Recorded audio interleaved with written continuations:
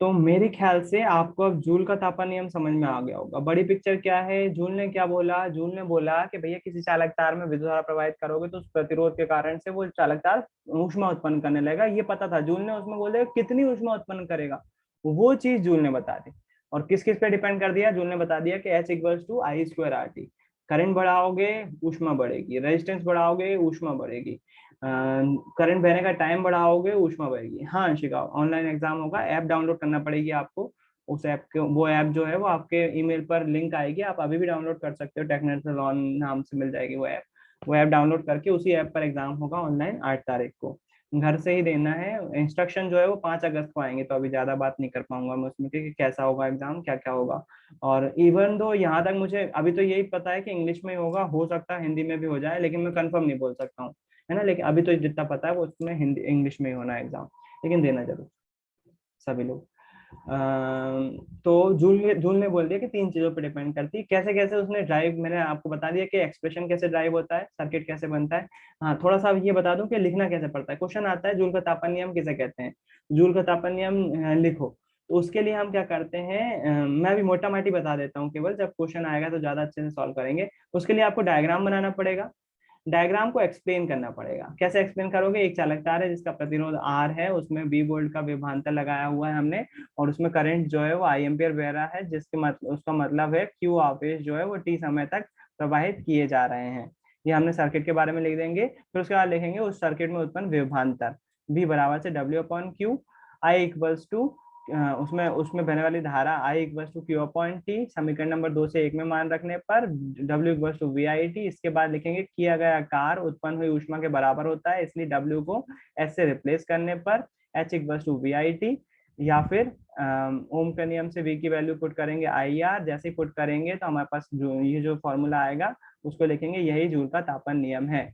और इसको लिखने के बाद जो है वो हम लिखेंगे जूल का तापन नियम इस प्रकार से व्याख्यात किया गया है, या फिर जूल के नियम की व्याख्या इस प्रकार से है। पहला स्टेटमेंट लिखेंगे, चालक तार में उत्पन्न हुई ऊष्मा उसमें बहने वाली धारा के वर्ग के अनुक्रमानुपाती होता है। और इस वाले स्टेटमेंट को ब्रैकेट के नीचे, मतलब हिंदी में लिखने के बाद इस चीज को यहाँ पर लिख देंगे, ब्रैकेट में लिख देंगे, है ना। आप कॉपी में देखोगे तो इसी तरह से मिल जाएगा, जब कॉपी में इसको देखोगे इसी तरह से मिल जाएगा। पुराने बच्चों को मैंने इसी तरह से लिखा है। दूसरा स्टेटमेंट लिखेंगे, फिर ये लिखेंगे, तीसरा स्टेटमेंट लिखेंगे, फिर ब्रैकेट में इसको लिखेंगे, H equal H proportional to T, H proportional to R, है ना। तो इस तरह से लिखना पड़ेगा जूल का तापन नियम। वो 3 स्टेटमेंट लिखना जरूरी है, वही 3 स्टेटमेंट जो है जूल के तापन नियम में यूज किए जाते हैं। बुक में कैसे लिखे हुए हैं, बुक में एक बार देख लेते हैं। बुक में यहाँ पर इस तरह से, मैंने ज्यादा डिटेल में नहीं बताया कैसे लिखना है, क्योंकि वो कॉपी में लिखा हुआ है, और जब क्वेश्चन आंसर अगर करवाएंगे तो उसमें बता दूंगा, और उसमें ज्यादा कोई बात है ही नहीं। दिए गए प्रतिरोधकों में प्रवाहित होने वाले, ये 3 पॉइंट लिखे हुए हैं जूल का तापन नियम, है ना। क्या स्पष्ट करता है जूल का तापन नियम, दिए गए प्रतिरोधक में प्रवाहित होने वाली, यहाँ पर प्रतिरोधक की जगह तार भी लिख सकते हैं हम, कोई जरूरत, कोई बड़ी बात नहीं है, कोई हवा नहीं है। प्रवाहित होने वाली विद्युत धारा की वर्ग के अनुक्रमानुपाती होती है, दी गई विद्युत धारा के लिए प्रतिरोध के अनुक्रमानुपाती होती है, उस समय के अनुक्रमानुपाती होती है जिसके लिए प्रतिरोधक से विद्युत धारा प्रवाहित की जा रही है।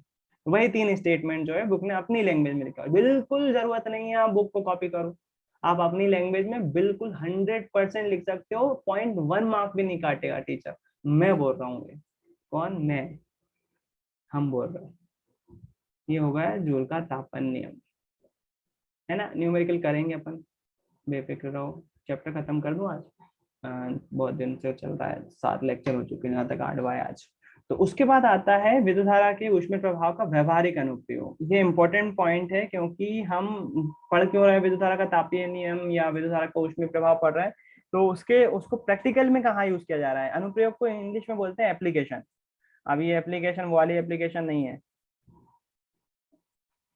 जो हम छुट्टी के लिए लिखते हैं, वो भी एप्लीकेशन होती है, वो हिंदी ग्रामर या इंग्लिश ग्रामर में होती है। यहाँ पर आवेदन पत्र मतलब नहीं है एप्लीकेशन से, यहाँ पर एप्लीकेशन का मतलब है अनुप्रयोग। अनुप्रयोग अनुप्रयोग मतलब एक एप्लीकेशन मतलब अनुप्रयोग, हाँ। उसको प्रैक्टिकली कहाँ यूज किया जा रहा है, उसका मतलब ये एप्लीकेशन, है ना। तो विद्युत धारा के तापीय प्रवाह के व्यवहारिक अनुप्रयोग, प्रैक्टिकली कहाँ यूज किया जा रहा है इसको। तो पहला यूज किया जा रहा है इन सब चीजों में। किन सब चीजों में, विद्युत इस्त्री, विद्युत टोस्टर, विद्युत तंदूर, विद्युत केतली, विद्युत हीटर। विद्युत तंदूर में पनीर टिक्का खाया आप लोगों ने, हाँ वही। पनीर टिक्का कोयले पे सेके जाते हैं, बहुत अच्छे लगता है, अगर नहीं खाया तो खाना कभी। ट्रेडिशनली पनीर टिक्का जो है वो तंदूर में सेके जाते हैं। तंदूर देखा होगा, तंदूरी रोटी तो खाई होगी यार, सभी ने खाई होगी तंदूरी रोटी। तंदूरी रोटी जो है वो एक टंकी में बनती है, तंदूर लगाते हैं उसमें मिट्टी थाप कर जो है वो तंदूर में लगाते हैं और उसमें सेक रहे होते हैं तंदूरी रोटी। वैसे ही जो है वो इलेक्ट्रिकल तंदूर भी आने लगे हैं आजकल। तो वो भी कहाँ से चलते हैं, विद्युत धारा के ऊष्मीय प्रभाव पे चल रहे हैं। तो पहला तो एप्लीकेशन यही है कि इन सब चीजों में विद्युत हीटर जूल के तापन नियम पर ही आधारित है, या फिर बोले तो विद्युत धारा के ऊष्मीय प्रभाव पर ही आधारित है ना। तो पहला तो अनुप्रयोग ही होगा प्रैक्टिकल, इतनी सारी चीजें जो है वो इस पर ही काम कर रही हैं। बहुत कितनी ज्यादा जरूरी चीजें, देखो पनीर टिक्का बनाने को मिलेगा विद्युत तंदूर में, बहुत ज्यादा जरूरी है कि नहीं। मुझे बहुत अच्छा लगता है, पता नहीं आप लोगों ने खाया नहीं होगा शायद इसलिए अच्छा नहीं लगता होगा। मुझे मेरा फेवरेट डिश में से एक है। चलो, मेरी फेवरेट डिश से आपको क्या करना है ना। दूसरा अनुप्रयोग भी बहुत ज्यादा सिंपल सा है, विद्युत बल्ब के तंतुओं के लिए, मतलब जो विद्युत बल्ब होते हैं। आपने अगर वो ऑरेंज वाले बल्ब देखेंगे, आजकल तो CFL चलने लगे हैं, लेकिन हमारी बुक ऊष्मीय प्रभाव के लिए ये वाले बल्ब के उदाहरण लेती है, तो हम भी यही लेते हैं। इस टाइप के बल्ब होते थे ना, होते हैं अभी भी होते हैं, कई जगह पर चल रहे हैं। तो ये वाले बल्ब में जो ये तंतु होता है, मैं पहले ही बात कर चुका हूँ, इसको इंग्लिश में बोलते हैं तंतु को फिलामेंट। इसको इंग्लिश में बोलते हैं फिलामेंट। तो आप लोगों ने ये फिलामेंट जरूर देखा होगा, ऑरेंज बल्ब सभी ने देखा होगा। वो स्प्रिंग जैसी रहती है, खराब हो जाती है तो बच्चे उसको जोड़ने की कोशिश करते हैं कि जुड़ जाए वो, लेकिन जुड़ती नहीं है। तो वो फिलामेंट जो है उसी के बारे में, ये इसकी एक प्रॉपर्टी होती है, उसी प्रॉपर्टी के बारे में इस टॉपिक में डिस्कस कर रहे हैं। बोल रहे हैं विद्युत आपन का उपयोग प्रकाश उत्पन्न करने में भी होता है, जैसा हम विद्युत बल्ब में देखते हैं। यहाँ विद्युत बल्ब के तंतु को ऊष्मा उत्पन्न, ऊष्मा आपको बता दिया है मैंने कि बल्ब कैसे जलता है। बल्ब कैसे जलता है, ये जो तंतु लगा रहता है अलग धातु का होता है, काय का होता है, यहाँ पर लिखा हुआ टंगस्टन का बना हुआ रहता है। टंगस्टन धातु का होता है, और उसका गलनांक जो है वो बहुत ज्यादा होता है। गलनांक देखो, गलनांक किसको बोलेंगे, ऐसा टेम्परेचर जिसपे वो पिघलने लगे। गलनांक जो है वो ऐसा टेम्परेचर है जिसपे कोई धातु पिघलना चालू कर देती है। जैसे लोहे को देखेंगे अपन, तो लोहा 1800 डिग्री सेल्सियस के आसपास पिघलने लगता है।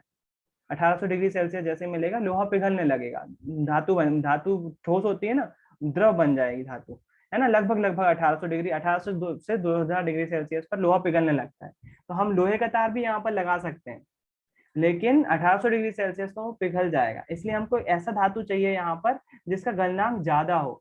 तो हम टंक्शन धातु का उपयोग कर रहे हैं, उसका गलनांक कितना है, 3380 डिग्री सेल्सियस। इस टेम्परेचर वो पिघलेगा।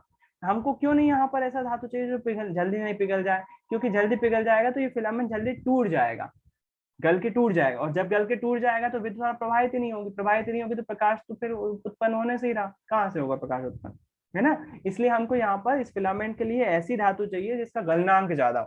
अच्छा, गलनांक तो ज्यादा हो ही, उसके साथ साथ उसका प्रतिरोध भी ज्यादा होना चाहिए, क्योंकि प्रतिरोध ज्यादा होगा तभी तो वो विद्युत धारा का विरोध करेगा, विरोध करेगा तभी तो ऊष्मा उत्पन्न करेगा। इसलिए दो चीजें होना चाहिए इस तार की खूबी, पहला तो प्रतिरोध ज्यादा होना चाहिए, दूसरा इसका गलनांक भी ज्यादा होना चाहिए, है ना। तो यहाँ पर लिखा हुआ है उसको रोके देना चाहिए, इतने उच्च ताप पर पिघलना नहीं चाहिए। टंगस्टन धातु का यूज किया जाता है। विद्युत टेक का उपयोग करके तंतु को यथासंभव ताप पर विलगित बनाना चाहिए। प्रायः बल्बों में रासायनिक दृष्टि से अक्रिय नाइट्रोजन तथा ऑर्गन गैस भरी जाती है। मैंने शायद आपको बताया भी है कि जो बल्ब में एक गैस भरी जाती है, ऑर्गन गैस, है ना। ऑर्गन या नाइट्रोजन गैस भरी जाती है, जिससे उस तंतु की आयु में वृद्धि हो जाती है। यहाँ पर वो तंतु जो धातु का बना हुआ है, वो दो काम कर रही होती है गैस, जाहिर सी बात है। वो गैस के कारण से ज्यादा चमक तो उत्पन्न हो रही है, इसमें कोई दो राय नहीं है। अगर वो गैस नहीं भरी होगी तो ज्यादा चमक उत्पन्न नहीं होगी। और दूसरा काम ये कर रही है, जब इसमें अक्रिय गैस भर दी है, अक्रिय गैस मतलब वो किसी से क्रिया नहीं कर रही। अगर इसमें हम गैस नहीं भरेंगे ना, तो ये जो फिलामेंट है उसमें जंग लग जाएगी, जंग लग जाएगी तो कमजोर हो जाएगा, टूट जाएगा। इसलिए अक्रिय गैस भर रहे हैं जिसके इससे इसकी लाइफ बढ़ जाए, है ना। तंतु द्वारा उपभुक्त ऊर्जा का अधिकांश भाग ऊष्मा के रूप में प्रकट होता है, परंतु इसका एक अल्प भाग विकिरित प्रकाश के रूप में भी दृष्टिगोचर होता है। ये नॉर्मली बल्ब जो है वो ऊष्मा उत्पन्न कर रहा होता है, लेकिन इसके अलावा भी ऊर्जा का कुछ रूप जो है प्रकाश के रूप में ट्रेवल भी करता है। ज्यादातर मेनली जो है वो ऊष्मा निकलती है, और उसी मतलब 80% ऊष्मा होती है। आप देखोगे इस बल्ब के आसपास गर्मी आ जाती है, और 20% प्रकाश होता है। तो 20% प्रकाश का जो है हम यूज कर रहे होते हैं चीजों को देखने के लिए। तो दो चीजें हो गई, इतनी सारी चीजें बनाई जा रही हैं विद्युत धारा के ऊष्मीय प्रभाव पर। दूसरा जो तार होता है, जो बल्ब होता है, उस बल्ब को बनाया कैसे जा रहा है, किस पर आधारित है, ये विद्युत धारा के तापीय प्रभाव पर ही आधारित है। दूसरा चीज ये हो गई। तीसरी एक इंपॉर्टेंट चीज है जो बार बार आएगी आपके क्वेश्चन आंसर में भी, है ना, उसका उसमें जो है वो हम वो है फ्यूज तार। यहाँ पर शब्द दिखेगा आपको फ्यूज, फ्यूज, है ना, और यहाँ पर या फिर फ्यूज तार। फ्यूज कैसे यूज होता है ना, आपने कटआउट देखे हैं, चीनी मिट्टी के लगे रहते हैं, बता देता हूँ कैसे, लगभग लगभग सभी के घर में लगे हुए होंगे।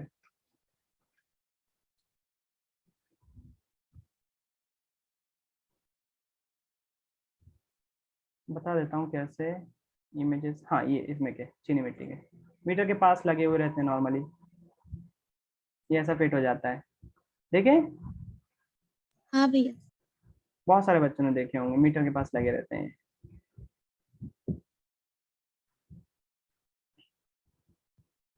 इसका यूज कैसे करते हैं यहाँ पर,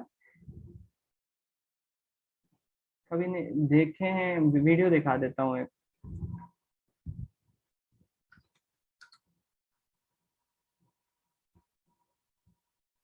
कैसे दिखा दे ताकि जिन्होंने नहीं देखा है वो देखें।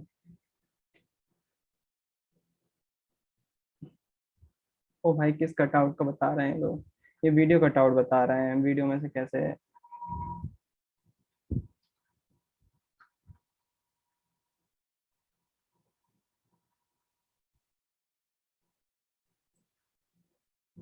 ओ रे, इंडिया मार्ट पर दिखा रहा है, खरीदना तो है ना हमको,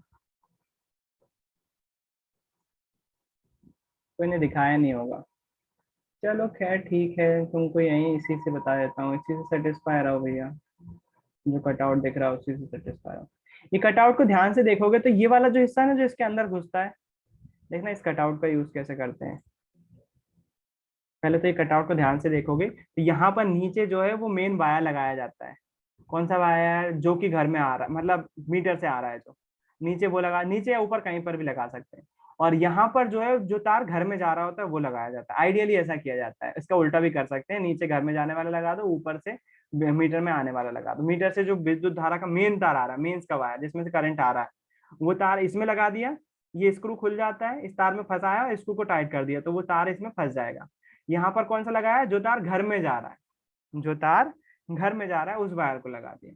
और फिर उसके बाद ये जो कटआउट का हिस्सा है, ये कटआउट का हिस्सा, इस कटआउट के हिस्से को यहाँ पर एक लगाया जाता है तार, इस कटआउट वाले हिस्से में। अरे यार,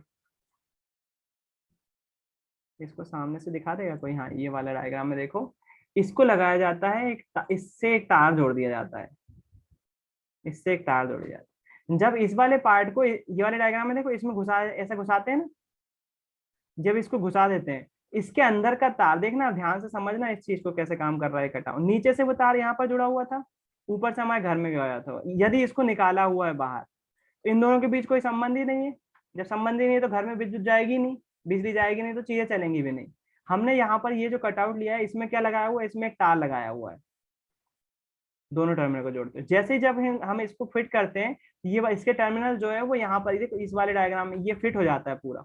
जब फिट हो जाता है तो करंट जो है वो इसके तार में से होता हुआ हमारे घर में आने लगता है, हमारे घर में आने लगता है, और वो क्या कर देता है, फिर हमारे घर में बिजली आने लगती है। अगर ये कटआउट निकाल देंगे, हम इसको बाहर कर देंगे, तो हमारे घर में बिजली आएगी नहीं, क्योंकि तारों के बीच संबंध ही नहीं है कुछ। थोड़ा बहुत समझ में आया होगा, नहीं आया होगा तो अब इसको दूसरी तरह से समझाता हूँ कि फ्यूज तार है क्या, या कटआउट क्यों यूज कर रहे हैं हम।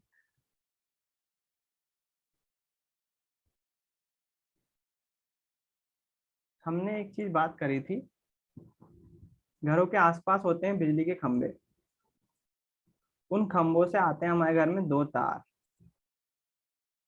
एक मेंस का होता है और एक न्यूट्रल होता है। वो तार सबसे घर में प्रवेश करने से पहले आएंगे हमारे मीटर में। क्यों आते हैं, मैंने बताया था पूजा के क्वेश्चन पे कि वो बिजली चोरी कैसे कर लेते हैं। वो तार सबसे पहले जाते हैं मीटर में, और मीटर से फिर दो तार निकलते हैं। वो मीटर से जो दो तार निकलते हैं, उसमें भी वही एक प्लस का होता है, मतलब एक मेंस का होता है, एक न्यूट्रल का होता है। फिर हमारे घर के अप्लायंसेस जो है इन्हीं दो तार पर जो है मिक्स रहते हैं। बीच में यहाँ पर जो है वो हम एक एमसीबी बॉक्स भी लगा देते हैं, जिसके कारण ये उस एमसीबी बॉक्स में केवल एक तार जाता है मेंस का, मतलब न्यूट्रल का नहीं जाता है, इस मेंस के वायर में जिससे विद्युत आ रही है मेन, उस पर हम एमसीबी बॉक्स लगा देते हैं। वो एमसीबी बॉक्स क्या होता है बाद में बताऊंगा मैं कैसे काम करता है, लेकिन उससे पहले फ्यूज तार समझना जरूरी है। एमसीबी वायर लगा देते, फिर एमसीबी से जो वायर निकलते हैं वो हमारे घरों में आते हैं। जैसे मान लीजिए यहाँ पर पंखा लगाना है, तो वो पंखा लगा दूंगा मैं यहाँ पर। पंखे में कितने वायर होंगे चलाने के लिए? पंखा देखा है कोई? पंखा दो वायर ही होंगे ना, जाहिर सी बात है। हाँ ना बोल दो यार। हाँ भैया, 2 ही बार। एक वायर को मैं मेन हाँ से भैया। कनेक्ट कर दूंगा, जो लाल वाला तार होगा, मान लीजिए दो कलर डिवाइड कर देता हूँ मैं। एक को मैंने लाल से यहाँ से कनेक्ट कर दिया, और जो काला वाला तार होगा उसको मैं यहाँ पर डायरेक्ट एक तार जाता है न्यूट्रल का, उसको न्यूट्रल से कनेक्ट कर देता हूँ। बीच में यहाँ पर लगा देता हूँ एक स्विच, जिससे वो स्विच अलग हो जाए तो यहाँ से विद्युत धारा वापस ना जा पाए और पंखा बंद हो जाए। तो हमेशा ज्यादातर कोशिश करते हैं न्यूट्रल पे लगाया जाता है स्विच। जो स्विच लगे रहते हैं ना वो न्यूट्रल पे लगे रहते हैं। इसको यहाँ समझना और प्रैक्टिकली देखना बहुत फर्क हो जाता है। कभी अगर मौका मिला तो स्कूल का बोर्ड खोल के दिखा देंगे आपको कि कैसे काम कर रहा है न्यूट्रल, और न्यूट्रल पे कैसे स्विच लगे हुए हैं, कैसे घर की वायरिंग होती है। बहुत इंटरेस्टिंग रहता है वो समझना। बॉयज को समझना चाहिए, गर्ल्स को नहीं समझना चाहिए। क्यों? क्योंकि ज्यादातर गर्ल्स बचती हैं इस चीज को, लॉजिकली डिसीजन नहीं ले पाते हैं। तो गर्ल्स, मैंने अभी तक मेरा एक्सपीरियंस रहा है, गर्ल्स ने इंटरेस्ट नहीं लिया है। आप में से कोई लेगा तो मुझे कोई बुराई नहीं है उसको समझाने में कि घर का सर्किट कैसे काम करता है, घर का बोर्ड कैसे काम करता है। हाँ लेकिन ये है कि करंट मत लगा लेना तुम लोग, वार्निंग है यहाँ पर। आप बिना बड़े के किसी की उपस्थिति के नहीं करोगे वो काम, चाहे कोई भी हो, आप लड़का हो या लड़की हो। इस तरह से चीजें चलती हैं। अब फ्यूज तार क्या करता है, अब देखना हुआ क्या। जैसे मान लीजिए यहाँ पर एमसीबी नहीं लगी हुई है, नॉर्मल बात कर रहा हूँ, जो जैसा पहले होता था उस चीज के बारे में बात कर रहा हूँ। यहाँ से तार आया, मीटर में आया, मीटर से जो दो तार निकले, उसके कारण से हमारी सारी चीजें चल रही होती थी। यहाँ पर जो है वो, मान लीजिए हमने एसी लगा लिया या पंखा लगा लिया या टीवी लगा ली, या फिर हमने मोटर लगा ली या मिक्सर लगा ली, सभी इन दो तारों से कनेक्शन लेते थे। दो तार इसके जाएंगे, इसी से दो तार जो है इसमें जाएंगे, दो तार इसमें जाएंगे, सभी में इसमें जाते थे। तो मैं क्या कर रहा हूँ, इसमें इन सब चीज को अलग अलग ना दिखा के मैं बता देता हूँ कि इन दो तारों का यूज करके हम अपने घर के अप्लायंसेस चलाते थे। बड़ा डब्बा बना दिया, ये अप्लायंसेस चलाते। अब मान लो उदाहरण के लिए कोई होशियार बन के गया, या फिर कुछ कारण से यहाँ पर जो है शॉर्ट सर्किट हुआ। शॉर्ट सर्किट होना मतलब कि ये तार कहीं ना किसी कारण से एक दूसरे चिपक गए। जब ये तार चिपक जाएंगे तो जो करंट यहाँ से मान लीजिए 10 एम्पियर आ रहा होगा ना, वो करंट की मात्रा एकदम से बढ़कर हो जाएगी 30 एम्पियर। उदाहरण ले रहा हूँ, गलत है ये। उस करंट की मात्रा एकदम से हो जाएगी 30 एम्पियर। किस कारण से? यहाँ पर शॉर्ट सर्किट हुआ। शॉर्ट सर्किट होने के कारण से यहाँ पर वैल्यू जो हो गई वो 30 एम्पियर हो गई करंट की। एकदम से इस जो तार में से करंट आ रहा होगा, शॉर्ट सर्किट के कारण से करंट की वैल्यू बढ़ जाएगी, ज्यादा करंट आ रहा होगा। जबकि हमारा जो पंखा है बेचारा, अगर मान ले, एक उदाहरण लेके बता देता हूँ, पंखा है वो हमारा केवल, मान लीजिए उदाहरण के लिए, केवल 2 एम्पियर पे चल रहा है, और उसको जो है वो 2 एम्पियर की जगह ये 30 एम्पियर घुसा रहा है। जो पंखे के अंदर के तार लगा हुआ होगा उसकी कोटिंग जल जाएगी, या सीधी सी बात है बोले तो पंखा जल ही जाएगा ना। 2 एम्पियर करंट चाहिए था, 30 एम्पियर करंट आ गया उसके अंदर, जल जाएगा पंखा। और मैंने बोला यहाँ पर मैंने पंखा नहीं, केवल उदाहरण लिया, पंखे के अलावा बहुत सारी चीजें हो सकती हैं। सारी चीजें बहुत कम करंट पे चल रही हैं, ये करंट बढ़ गया एकदम से। किस कारण से? शॉर्ट सर्किट होने के कारण से करंट की वैल्यू एकदम से बढ़ गई, तो जितनी भी चीजें होंगी हमारी सब चीजें जल जाएंगी। ज्यादा करंट आने से बिल्कुल जल जाएंगी, खराब हो जाएंगी। इस चीज से बचने के लिए ट्रेडिशनली, पहले एमसीबी नहीं होती थी पहले, अब तो एमसीबी आ गई है, पुराने जमाने में फ्यूज तार का यूज किया जाता था। वैज्ञानिकों ने सोचा क्यों नहीं हम इस तार पे जो मेन जिससे करंट आ रहा है मेनली, उस परिपथ में एक कोई ऐसा तार जोड़ दें, ऐसा तार जोड़ दें जो कि ज्यादा करंट आने पर पिघल कर टूट जाए। जैसे ये तार टूट जाएगा, अगर मान लीजिए ये हम ऐसा तार खोज लेते हैं जो तार जो है वो 10 एम्पियर पे काम करे, 10 से जैसे ही 15 एम्पियर हो ये तार टूट जाए। तार टूट जाएगा यदि, तो ये करंट, जो करंट आ रहा था वो इधर तक जा ही नहीं पाएगा। जब करंट जा ही नहीं पाएगा तो चीजें जलने से बच जाएंगी। जब करंट जाएगा ही नहीं, ये तार ने अपने ऊपर ले लिया बात, खुद ही जो है वो ज्यादा करंट आने पर खुद ही पिघल कर टूट गया। तो वो तार जो है जब टूट जाएगा तो करंट इसमें जाएगा नहीं, करंट जाएगा नहीं तो चीजें जलेंगी भी नहीं, है ना। ये वैज्ञानिक सोच, यहीं पर इजाद हुआ कटआउट, है ना, या फिर फ्यूज तार का। फ्यूज तार एक ऐसा तार होता है जिसका प्रतिरोध ज्यादा तो नहीं रखा जाता है, प्रतिरोध तो ज्यादा रखा जाता है लेकिन गलनांक कम रखा जाता है, मतलब वो थोड़े से टेम्परेचर पे ही जो है वो गल जाए, ज्यादा टेम्परेचर ना हो उसका। फ्यूज तार का जो गलनांक मैंने बताया था ना, गलनांक क्या होता है, गलनांक मतलब कि ऐसा तापमान जिस पर कोई चीज गलना प्रारंभ करती है, ऐसा तापमान। गलनांक, क्वथनांक और गलनांक याद होगा ना आप लोग को, 9th क्लास में पढ़ा था। क्वथनांक या गलनांक ऐसे टेम्परेचर होते हैं, क्वथनांक मतलब कि उबलना, गलनांक मतलब कि गलना प्रारंभ करना। गलनांक नहीं पढ़ा था आप लोगों ने, गलनांक नहीं पढ़ा था, क्वथनांक पढ़ा और था भैया दोनों पढ़े थे। क्वथनांक और गलनांक दोनों पढ़ा था। हाँ भैया। हाँ, तो वहां पर शायद मैंने बताया होगा, कोई चीज जहां पर पिघलना प्रारंभ करती है, जिस टेम्परेचर पर पिघलना प्रारंभ करती है उसको हम गलनांक बोलते हैं, है ना। तो यहाँ पर भी जो है इस तार का गलनांक जो है वो कम रखा जाता है। क्यों? क्योंकि जब चालक तार में से विद्युत धारा प्रवाहित होगी, इसमें प्रतिरोध ज्यादा रखा जाएगा। प्रतिरोध के कारण से क्या होगा, ये तार गर्म होगा, एक सीमा तक ही गर्म होगा। अगर वो टेम्परेचर, अगर करंट की मात्रा, जूल का तापन नियम क्या बोलता है, करंट बढ़ा दोगे तो उत्पन्न होने वाली ऊष्मा की मात्रा भी बढ़ जाएगी। जैसे ही 10 का 30 करंट होगा, 10 का 30 करंट होगा तो करंट बढ़ गया, करंट बढ़ेगा तो इसकी ऊष्मा भी बढ़ जाएगी, ऊष्मा बढ़ जाएगी तो गलनांक तक जैसे ही पहुंचेगा ये तार जो है वो टूट जाएगा, ये तार क्या हो जाएगा, टूट जाएगा, और विद्युत धारा यहीं पर रुक जाएगी। विद्युत धारा रुक जाएगी तो हमारे सारी चीजें जलने से बच जाएंगी। यही होता है फ्यूज तार। और इसी फ्यूज तार का यूज जो है वो कटआउट में किया जाता है। कटआउट में जो दूसरा पोर्शन होता है उसमें जो तार जोड़ रहे होते हैं, आजकल कटआउट में अलग तरीके से यूज किया जाता है। कटआउट में, कटआउट बेसिकली फ्यूज तार नहीं है। आप देखोगे इस कटआउट को ध्यान से तो यहाँ पर 2 गड्ढे होते हैं, ये गड्ढे दिख रहे हैं ना, ये 2 गड्ढे दिख रहे हैं। इसमें एक तरह से एक लिक्विड जैसा भरा जाता है, जैसा एमसील होता है ना, एमसील डामर जैसा, वो डामर जैसा भरा जाता है। जैसे ही करंट ज्यादा बहता है तो ये डामर पिघल कर बाहर आ जाता है, और जैसे पिघल कर बाहर आ जाता है तो ये कटआउट बिजली हमारी चीजों को खराब होने से रोक लेता है। वो तार की जगह, फ्यूज तार की जगह ऐसा यूज कर रहे हैं। अब आपको कंफ्यूजन हो सकता है, बोलोगे यार एक तरफ बोल रहे हो कि फ्यूज तार जोड़ते हैं, एक तरफ बोल रहे हो कि ये कटआउट। धीरे धीरे जो फ्यूज तार का कॉन्सेप्ट है वो बहुत पुराना है, अभी का नहीं है ना। फ्यूज तार उस जमाने का है, यदि आप घर वालों से पूछोगे तो बोर्ड पर जो है एक ऐसी बत्ती जैसी जलती रहती थी, जो हमारे सॉकेट बोर्ड होते हैं ना जो घर में, जिसमें हम स्विच चालू कर रहे होते हैं, उसमें जो है एक लाइट जलती रहती थी। फ्यूज तार उस टाइम की बात है, आप लोगों ने देखा ही नहीं होगा। आप लोगों के जमाने में जो है अभी हमारे सामने जो है वो इस तरह के आ रहे हैं। पुराने घर जिनके होंगे वहां पर आपको पता चल जाएगा सॉकेट में फ्यूज तार लगा रहेगा। वो फ्यूज तार क्या करता था, जैसे ही करंट ज्यादा आता था खुद टूट जाता था। जैसे ही टूटेगा पूरे सर्किट में करंट नहीं जाएगा और कोई भी चीज जलेगी नहीं। पहले ऐसा होता था।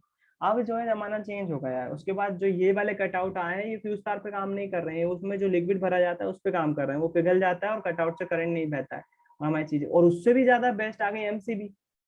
एमसीबी में जैसे ही करंट की वैल्यू ज्यादा होती है, वो जैसे शॉर्ट सर्किट पता चलेगा एमसीबी जो है वो ड्रॉप हो जाएगी, एमसीबी जलेगी नहीं। मतलब एमसीबी जब चालू नहीं रहेगी तो करंट जाएगा नहीं अंदर, करंट नहीं जाएगा तो फिर बात ही खत्म हो जाती है, हमारी चीज जलेगी नहीं, है ना। तो तीसरा इसका जो मेनली उपयोग है विद्युत धारा के ऊष्मीय प्रभाव का, हम फ्यूज तार में करते हैं। फ्यूज तार ऐसे तार होते हैं, यहाँ पर लिखा रहेगा फ्यूज तार की क्वालिटी लिखी रहेगी, आप देखो यहाँ पर। अनावश्यक रूप से उच्च विद्युत धारा से उनमें प्रभावित नहीं होने देकर करता है, मतलब फ्यूज तार जो है ज्यादा विद्युत धारा को नहीं बहने देता है। कैसा होता है, मिश्र धातु या मिश्र धातु का तार का टुकड़ा होता है जिसका उचित गलनांक हो। उच्च गलनांक नहीं बोला उन्होंने, उचित गलनांक बोला है, मतलब ऐसा गलनांक जिस पर वो जल्दी से पिघल जाए।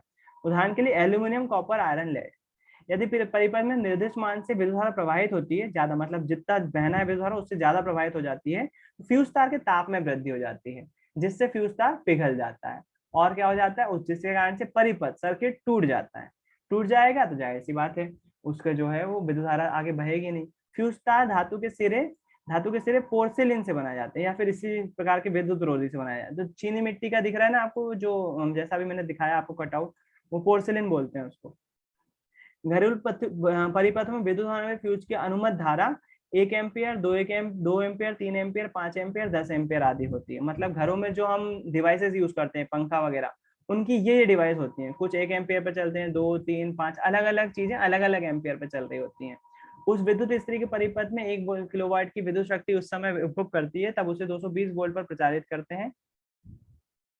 अच्छा, ये जो बता रहे हैं ये बता रहे हैं ये कोई, अगर कोई बिजली है, कोई स्त्री है, कितने वाट की? 1 किलोवाट की। उसके लिए हमको 5 एम्पियर का फ्यूज तार यूज करना चाहिए, है ना। जो फ्यूज आते हैं वो इतने टाइप के फ्यूज आते हैं। 1 एम्पियर का आता है, 2 एम्पियर का, 3 एम्पियर का, 5 एम्पियर का, 10 एम्पियर, ये दिख जाएंगे आपको फ्यूज में। तो इस फ्यूज हमको कैसे कैलकुलेट करना चाहिए वो यहाँ पर बताया हुआ है ना। ये ज्यादा, वैसे तो ज्यादा इंपॉर्टेंट नहीं है, मेनली जरूरत था आपको फ्यूज तार का पता होना चाहिए। फ्यूज तार का यूज जो है विद्युत धारा के ऊष्मीय प्रभाव पर करते हैं। विद्युत शक्ति आ जाती है यहाँ पर। अब एक छोटा सा टॉपिक है जो कि आज नहीं कर पाएंगे, हम कल देखेंगे, और फिर कल इसके क्वेश्चन आंसर भी करेंगे। एक छोटा सा टॉपिक रहेगा विद्युत शक्ति का। हालांकि कार्य जो हमने 9th क्लास में शक्ति पढ़ी होगी यदि आपने, तो वो भी वहाँ पर भी आपने शक्ति के बारे में पढ़ा होगा, पावर के बारे में। और वहाँ पर ये भी पढ़ा होगा कि शक्ति का मात्रक वाट होता है, मतलब शक्ति का मात्रक वाट WATT होता है। शायद पढ़ा होगा, शक्ति नहीं पढ़ा होगा तो यहाँ पर पढ़ेंगे अपन। आज के लिए इतने रखते हैं। आई होप आप लोगों ने कुछ नया सीखा होगा। किसी को कुछ पूछना है तो पूछ सकता है। हाँ शिवानी, पूछ।